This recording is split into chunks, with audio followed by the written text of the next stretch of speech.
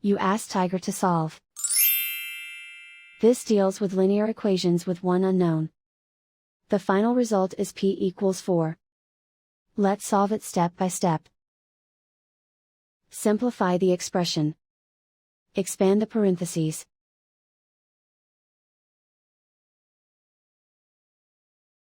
Simplify the arithmetic. Multiply the coefficients. Group like terms.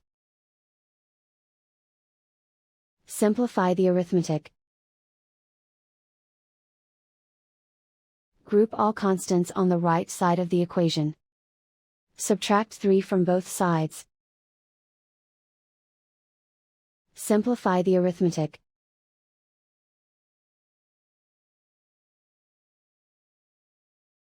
Isolate the p. Divide both sides by -13. Cancel out the negatives.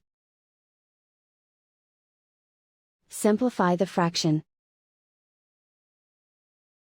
Cancel out the negatives. Find the greatest common factor of the numerator and denominator. Factor out and cancel the greatest common factor. And so the final result is p equals 4.